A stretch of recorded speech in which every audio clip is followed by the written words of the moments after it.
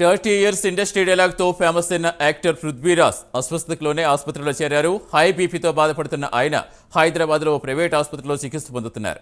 దీనికి సంబంధించిన వీడియోలు వైరల్గా మారాయి. 2 రోజుల క్రితం లైలా సినిమా ప్రీ రిలీజ్ ఈవెంట్లో 11 మేకలే మిగిలాయంటూ పృథ్వీ చేసిన వ్యాఖ్యలతో వివాదం చెలరేగింది.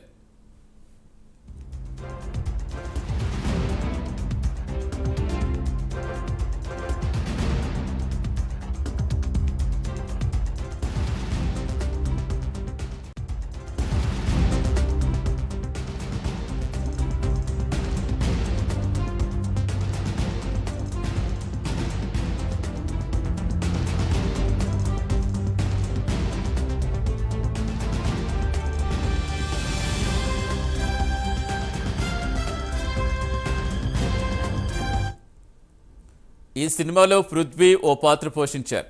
ఆ సినిమా బాయ్కాట్ చేస్తామంటూ వైసీపీ అభిమానులు సోషల్ మీడియా వేదికగా హెచ్చరికలు జారీ చేశారు. దీనిపై స్పందించిన నటుడు విశ్వక్సేన్, నిర్మాత గారపాటి షాహు ఆ వ్యాఖ్యలతో తమకు సంబంధం లేదని వివరణ ఇచ్చారు. తమ సినిమా ఈవెంట్లో ఆయన వ్యాఖ్యలు చేశారు కాబట్టి సారీ చెబుతున్నామన్నారు. ఈ నేపథ్యంలో పృథ్వీరాజ్ ఆసుపత్రిలో చేరటం చర్చనీయాంశంగా మారింది.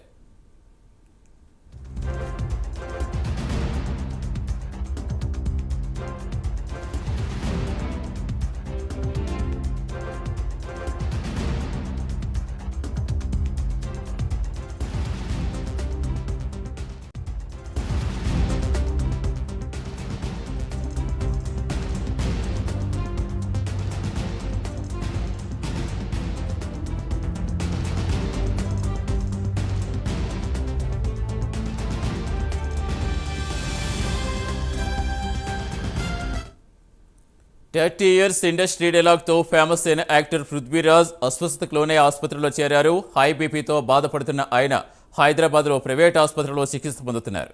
దీనికి సంబంధించిన వీడియోలు వైరల్గా మారాయి. 2 రోజుల క్రితం లైలా సినిమా ప్రీ రిలీజ్ ఈవెంట్లో 11 మేకలే మిగిలాయంటూ పృథ్వీ చేసిన వ్యాఖ్యలతో వివాదం చెలరేగింది. పూర్తి సమాచారం మా ఫిల్మ్ కరెస్పాండెంట్ మోహన్ జాయిన్ అవుతున్నారు. మోహన్, ప్రస్తుతం పృథ్వీరాజ్ సిచ్యువేషన్ ఏంటి, ఎలా ఉంది ఆయన ఆరోగ్య పరిస్థితి? మరోవైపు ఏంటి అసలు ఈ బాయ్కాట్లలో ట్రెండింగ్ అవుతుంది, మరోవైపు హీరో అలాగే ప్రొడ్యూసర్ కూడా వాళ్ళు సారీలు చెప్తున్నారు. అసలు వీళ్ళ డిమాండ్లు ఏంటి? ఇప్పుడు ఆ బాయ్కాట్ల వివాదం ముగిసిపోవాలంటే అసలు ఏం చేయాలి? Good evening. లైలా సినిమాకి సంబంధించి 30 ఇయర్స్ పృథ్వీ చేసినటువంటి అంటే Laila pre release event megastar Chiranjeevi గారు ముఖ్య అతిథిగా పాల్గొన్నారు సతీష్. ఆ ఈవెంట్ లో ఆయన ప్రజారాజ్యమే జనసేనగా రూపాంతరం చెంది జై జనసేన అని చెప్పారు. అయితే దాన్ని ఎవరు పెద్దగా పట్టించుకోలేదు. కానీ అంతకంటే ముందు 30 ఇయర్స్ పృథ్వీ గారు అయితే నేను మేకల్ సత్యం అనే ఒక రోల్ చేశాను, అందులో సీన్ గురించి ఎక్స్ప్లెయిన్ చేస్తూ అందులో ఒక సీన్ లో 150 మేకలు ఉన్నాయి స్టార్టింగ్ లో. తీరా ఆ సీన్ అయిపోయే లోపల 11 మేకలే మిగిలాయి అని చెప్పేసి అన్నారు. దీని వైసీపీ వాళ్ళు అంటే తమని అతను చింతపరుస్తున్నాడు అన్నట్టు వాళ్ళు భావించి లైలా సినిమాకి సంబంధించి నెగిటివ్ ట్రోలింగ్ అనేది స్టార్ట్ చేశారు.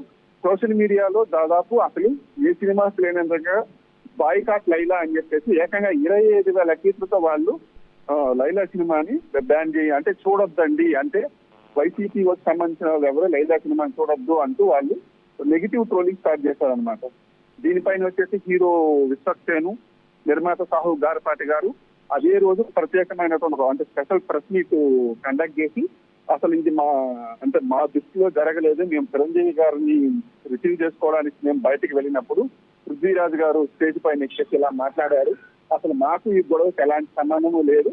సో ఆయన అలా మాట్లాడతారని ఊహించలేదు కదండి. అలా ఒకవేళ మాట్లాడే పని అయితే మేము వెళ్ళి మేకంగా మైక్ లాక్కునేసే వాళ్ళము, కానీ మాకు అలా తెలియలేదు. ఆయన మాట్లాడేశారు. నిజంగా కూడా ఆ రోజు రాత్రి కూడా మాకు తెలియలేదు. పక్క రోజు ఉదయము ఎప్పుడైతే మేము లేసామో అప్పుడు ఇలా ట్రెండ్ అవుతుంది, బాయ్కాట్ లైలా అనేసి ట్రెండ్ అవుతుంది. అసలు ఎందుకలా ట్రెండ్ అవుతుంది అని చూస్తే పృథ్వీరాజు గారు చేసినటువంటి కామెంట్సే కారణం అని మాకు తెలిసింది. దానివల్లనే మీరు ఇలా మేము బాయ్కాట్ లైలా అంటే మమ్మల్ని మీరు ఏం తప్పుగా అనుకోవద్దు, సారీ చెప్పారు విశ్వస్తోను, మా సినిమాని సపోర్ట్ చేయండి అని రిక్వెస్ట్ చేశారు అనమాట. అయితే ఇదే క్రమంలో చాలా మంది ఏం చెప్పారంటే అంటే సోషల్ మీడియాలో నెటిజన్స్ ఉంటారు కదా, ఈ నెగిటివ్ ట్రోల్ చేసేటువంటి నెటిజన్స్ ఏం చెప్పారంటే అయితే పృథ్వీరాజు చేత సారీ చెప్పించండి, ఒక ప్రెస్ మీట్ పెట్టించండి అన్నట్టు కూడా కొందరు అయితే వాళ్ళు సజెషన్స్ కూడా చేశారనమాట. అయితే దీనిపైన అటు విశ్వక్సేన్ కానీ చిత్రయూత్ కానీ ఎవరు స్పందించలేదు. అయితే కొంతమంది మీడియాకి సంబంధించినటువంటి అంటే పృథ్వీరాజుకి క్లోజ్ గా ఉన్నటువంటి కొంతమంది మీడియా మిత్రులు అయితే ఆయన సంప్రదించేసి సార్ మీరు ఇట్లా మీ పైన నెగిటివ్ అంటే సినిమాకి సంబంధించి నెగిటివ్ ట్రోలింగ్ వస్తుంది, మీరు దీనిపైన ఏమైనా స్పందిస్తారా అంటే నేను స్పందిస్తాను, నేను ఒక ప్రెస్ మీట్ అయితే పెడతానని అయితే ఆయన తరఫు నుంచి ఆయన చెప్పినట్టయితే సమాచారం అయితే ఉంది. కాకపోతే ఆ తర్వాత నుంచి ఆయన ఫోన్ కానీ ఎక్కడ కానీ అందుబాటులో లేదు. ఆయన అయితే ఆ ఫోన్ స్విచ్ ఆఫ్ కూడా వచ్చేసింది అన్నమాట. అదంతా అంటే ఆయన నిన్నటి వరకు జరిగితే ఈ రోజు ఉన్నట్టుండి ఆయనకు సంబంధించిన వీడియో ఒకటి బయటకు వచ్చింది. ఆయన హాస్పిటల్లో అంటే బెడ్ పైన ఉన్నారు, ఐబీపీ వల్ల ఆయన హాస్పిటల్ బెడ్ పైన చేరారని చెప్పేసి దానికి సంబంధించిన వీడియో అయితే వైరల్ అవుతుంది. అయితే అది ఏ హాస్పిటల్లో జరిగింది, ఏమైంది, అసలు ఏమైందని ఫుల్ డీటెయిల్స్ లేదు. ఆయన్ని మనం కాంటాక్ట్ చేయడానికి ప్రయత్నిస్తుంటాం, మాత్రం ఆయన ఫోన్లో అయితే కాంటాక్ట్ లోకి రావడం లేదు. Right, thank you Mohan.